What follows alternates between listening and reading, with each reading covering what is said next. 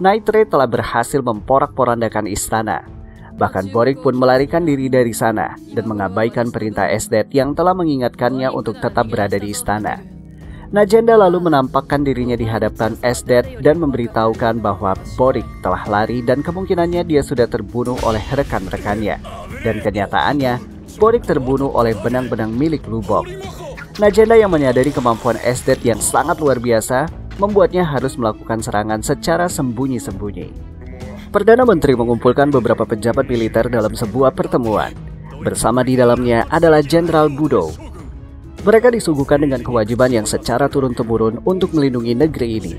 Mengetahui banyaknya pemberontak yang akan menghancurkan negerinya, Perdana Menteri lalu memperkenalkan pasukan khusus yang dibentuknya, yang dipimpin oleh putranya sendiri, yang bernama Shura. Rupanya Shura sangat mengenali jenderal yang ada di depannya, Jenderal Budo, yang dikenal memiliki kemampuan setara dengan Jenderal Esdet.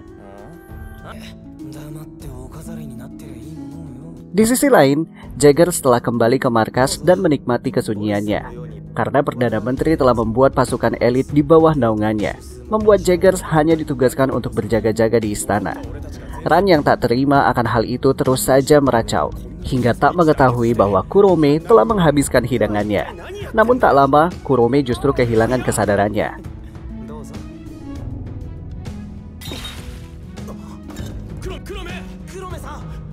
Di jalanan ibu kota dengan hiruk-pikuk penduduknya, Lubok bersama Tatsumi berjalan membaur di antaranya dan terus membaca situasi untuk dapat melakukan serangan kepada Perdana Menteri. Sementara Leone bersama Mine menelusuri jalur di bawah tanah, yang dibangun secara apa adanya membuat Mine kesulitan menemukan peta pembuatannya. Dan karena hal itu, mereka dapat menggunakannya sebagai jalan masuk menuju kematian Boric.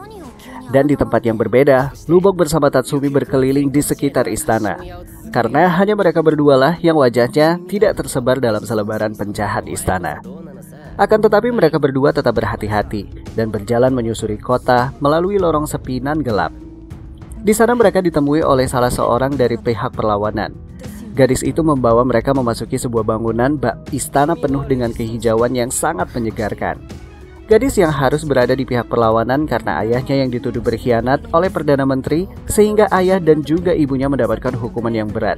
Dan akhirnya, dia bersama tentara revolusioner lainnya menjalin birokrasi untuk melawan Perdana Menteri. Di sini tugas dari pihak perlawanan adalah membantu tentara revolusioner untuk melakukan pendobrakan dari dalam. Selain itu, dialah sang ahli pengintai. Sementara para Night Raid yang memiliki kemampuan menghilang ditugaskan dalam misi ini, yaitu Lubok dan Tatsumi. Mereka akhirnya sampai juga di sebuah ruangan di mana pihak perlawanan berkumpul. Namun setelah mengetuk cukup lama, tak juga ada jawaban ketukan dari dalam seperti biasanya. Tiba-tiba, ada cairan kemerahan yang mengalir dari bawah pintu. Mereka pun mengindikasi adanya kejanggalan. Lubok lalu membuka pintu dengan paksa, hal yang sangat tak diduga dan cenderung menyeramkan. Semua anggota pihak perlawanan tergeletak tak bernyawa, dengan darah di seluruh tubuhnya. Beberapa saat kemudian, tubuh-tubuh mereka menggelembung dan meledak. Bersamaan dengannya, muncullah beberapa orang yang telah menunggu kedatangan mereka. Orang-orang yang telah berhasil mengetahui persembunyian pihak perlawanan dan menghabisinya, dipimpin oleh Tuan Shura, putra dari Perdana Menteri. Ternyata Shura mengenal salah satu dari anggota Night Raid yang pernah ia kirim ke pulau terpencil bersama Esdet pada beberapa waktu yang lalu. Tak lama dari itu, Jenderal Budo tiba dengan tubuh tegap dan gagah berani yang terlihat sangat besar saat Tatsumi menengadahkan kepalanya. Sang Jenderal besar Budo dengan senjata kerajaannya, "Adra Meleh, sang dewa petir, akan menghukum kalian," teriak si Paman Halilintar itu. Dia pun mengepalkan tangannya dan mengarahkannya ke tubuh Tatsumi. Bersamaan dengan pukulan itu, petir keluar dari genggamannya. Kilatan dengan gemuruhnya seakan menambah kekuatannya dan membuat tubuh Tatsumi terpental. Meskipun tak mengenai tubuhnya secara langsung, tetapi Tatsumi merasakan nyeri di tubuhnya. Dan dia pun mengaktifkan injursionya. Untuk membantunya, Lubok berlari mendekat. Namun dengan sigap, Shura menghentikannya. Shura yang memiliki sambala di tangannya dapat mengirim dirinya sendiri maupun lawannya ke tempat yang dia inginkan dalam sekejap mata. Senjata yang sungguh dapat menguras banyak energi. Tapi itu tak membuatnya khawatir setelah dia mendapatkan sebuah cairan penambah energi dari ibu kota. Shura menyuntikkan cairan itu di lehernya dan seketika energinya bertambah berpuluh-puluh kali lipat. Dan setelahnya, Shura dapat dengan sesuka hatinya menggunakan senjata tersebut secara beruntun tanpa harus takut untuk kehabisan energinya. Lubok pun berusaha lari dan berpikir akan terlepas dari pengaruhnya saat dia melayang di atas permukaan. Namun perkiraannya meleset. Shura masih dapat menyerangnya. Dia pun telah menandai udara dan sekitar permukaan di sekeliling istana.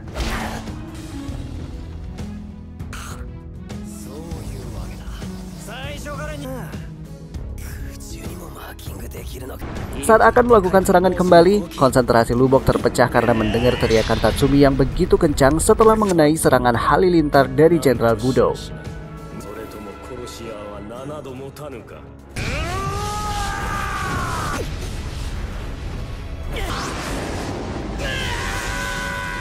Dia pun lebih terkejut lagi setelah seorang wanita memeluknya dari belakang dan memegang erat. Namun Shura justru melukainya dan menganggapnya sebuah mainan yang dapat dengan mudah ia musnahkan kapan saja.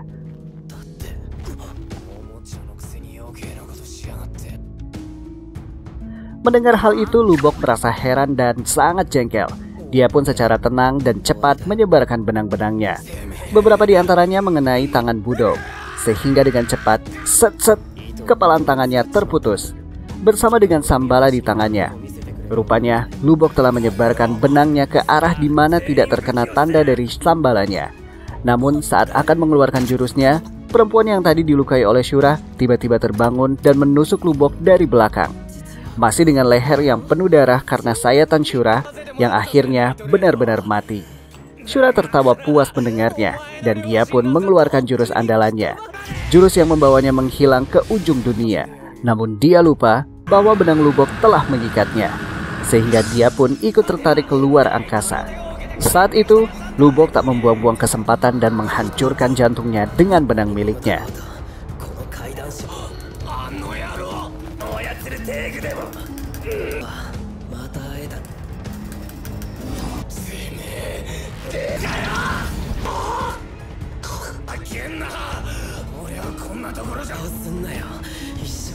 Sama seperti saat dia menghancurkan Ibara. Dan ketika tubuh Shura hancur, dia pun terjatuh dari angkasa dan meluncur tepat mengenai pedang yang telah tertancap tepat di bawahnya.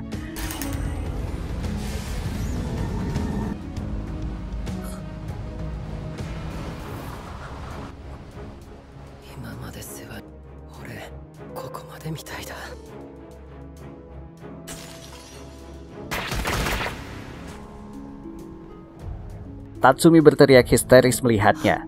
Namun dia tetap harus tegar dan menghadapi Budo seorang diri. Kematian Shura sangat membuat Perdana Menteri sedih pada awalnya. Namun dia tetap bangga karena dia berhasil membunuh satu dari anggota Night Raid tersebut. Sementara Tatsumi berhasil ditangkap hidup-hidup oleh Jenderal Budo. Jenderal Esdet yang mengetahui hal tersebut meminta agar Budo menyerahkannya kepadanya. Tubuh Tatsumi pun diikat di sebuah tiang kayu yang terletak di tengah publik. Dan dia akan menerima hukuman mati di depan semua penduduk kota.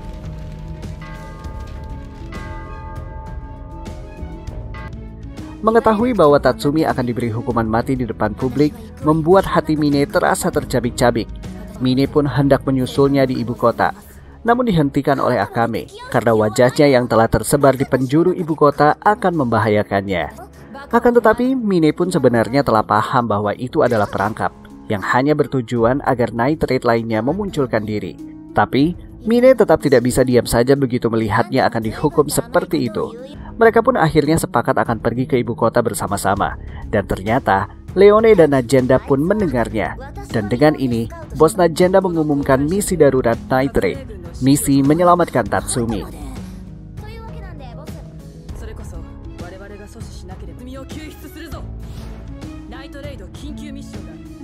Sementara Tatsumi yang telah ditahan di penjara bawah tanah istana mendapatkan kunjungan dari seorang yang mengasihinya, Jenderal Esdet, yang nampaknya terkejut karena ternyata dia adalah anggota dari Night Raid, musuh bebuyutan yang selama ini diburunya. Esdet sepertinya bersungguh-sungguh menyukainya. Dia menawarkan Tatsumi untuk bergabung dengannya dan kesalahannya yang telah bergabung dengan Night Raid akan dimaafkan. Namun tentu saja Tatsumi menolaknya. Penolakan Tatsumi seakan seperti bumerang besar buatnya, karena penolakan itulah yang membawanya pada kematian. Keesokan harinya, Kaisar mengumpulkan seluruh penduduknya di suatu tanah lapang dengan tribun di sekelilingnya. Di bawah teriknya mentari, Kaisar memberikan pemahaman kepada penduduknya bahwa dia akan menghukum mati salah satu anggota Night Raid yang merupakan kelompok pemberontak dan ingin menggulingkan kekaisaran saat ini. Mereka mengadakan hukuman terbuka agar yang lain memahami betapa berbahayanya melakukan pertentangan dengan kekaisaran. Perdana Menteri lalu menyerahkan hukuman mati kepada Esdet. Tak perlu menunggu lagi, Esdet pun melangkahkan kakinya perlahan menuju Tatsumi yang sedang terikat di tengah lapangan dengan pedang di tangannya. Sebelum dia memberikan sayatan pertamanya, duar! Ada tembakan dari kejauhan. Rupanya Mine menembakkan lasernya tepat mengenai bagian bawah Esdet yang seketika badannya pun terhuyung. Tak lama dari itu, bos Najenda pun tiba bersama Leone dan Susanoo. Najenda yang selama ini selalu melakukan serangan secara sembunyi-sembunyi, akhirnya menampakkan wujudnya di hadapan Esdet untuk misi darurat ini. Kedatangannya dari atas dengan menaiki monster terbang raksasa membuat semua penduduk ketakutan.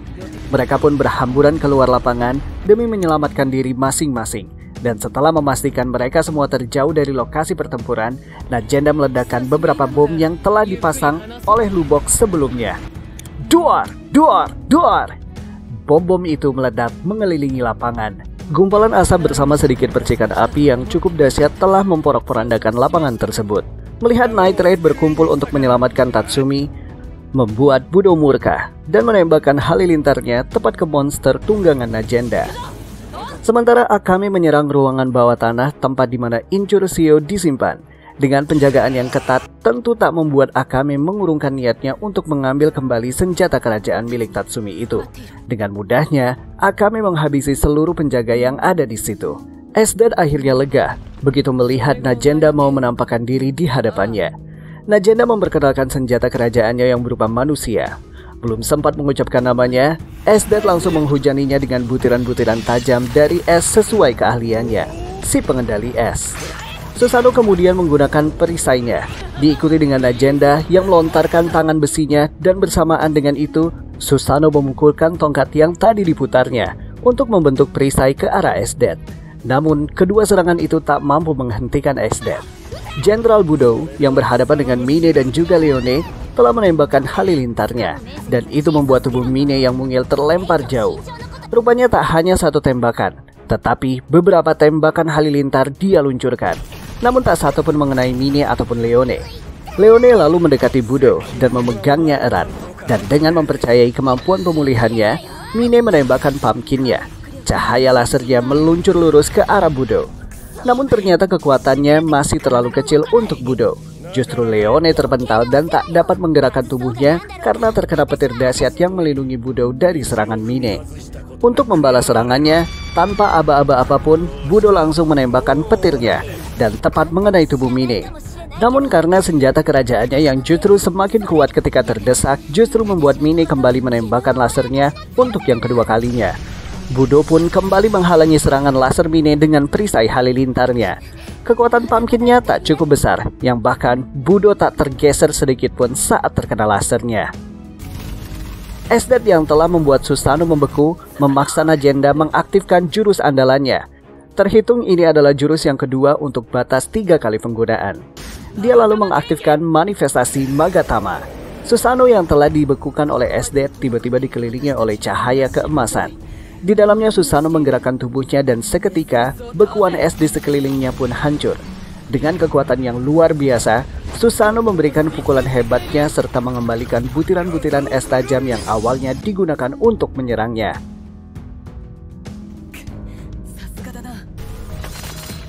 Kembali ke Mine, yang masih berhadapan dengan Budo, terlihat sedikit kewalahan.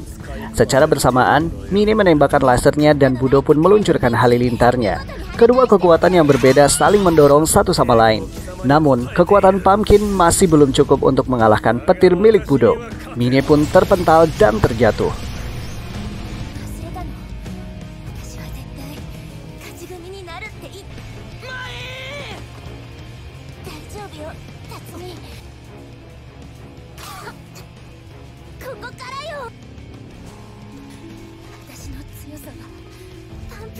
Akan tetapi butir cinta telah berbenih di hatinya dan bertekad untuk menyelamatkan Tatsumi. Itulah kekuatan yang dimilikinya, kekuatan cinta untuk menyelamatkan orang terkasih, memberinya energi yang luar biasa dahsyatnya. Dan setelah mengucapkan nama Tatsumi, kekuatan yang maha dahsyat itu mengeluarkan laser yang lebih dahsyat pula dari sebelumnya. Dan akhirnya, Pumpkin berhasil mengalahkan Budo.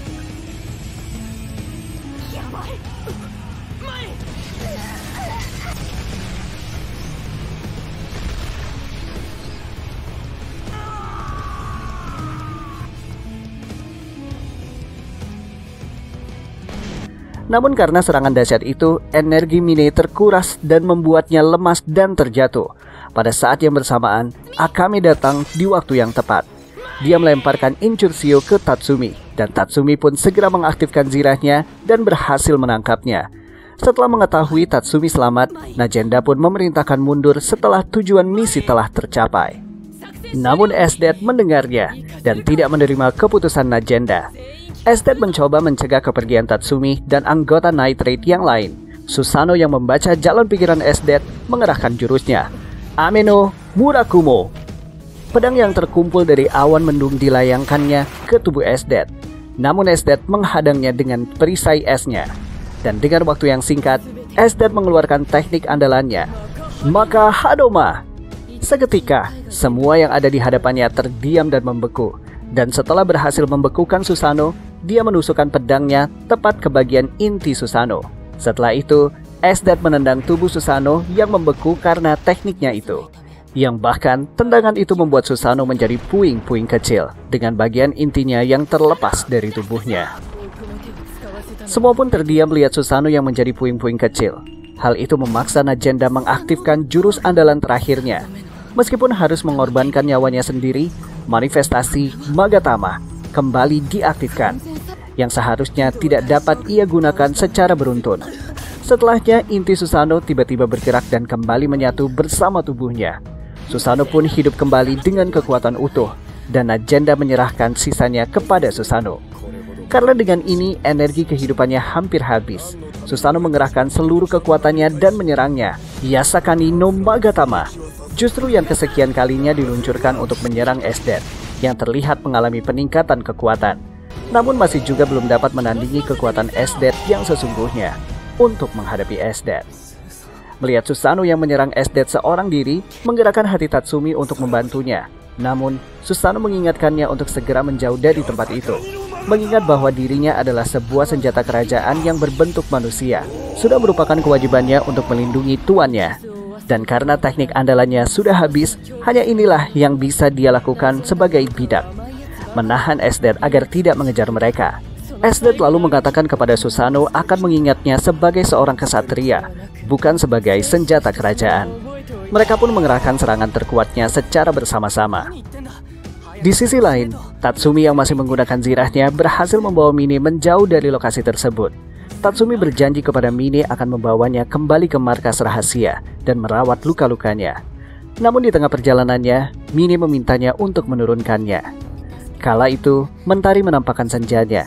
Cahaya jingga menyinari tubuh lemah Mine. Di bebatuan kecil, Tatsumi membaringkan tubuh Mine. Mine lalu memegang tangan Tatsumi, dan dengan tubuh lemahnya, Mine mengutarakan isi hatinya. Mine merasa sangat senang telah jatuh cinta kepadanya. Dengan menggunakan sisa-sisa kekuatannya, Mine mencium Tatsumi dan mengatakan, "Aku mencintaimu."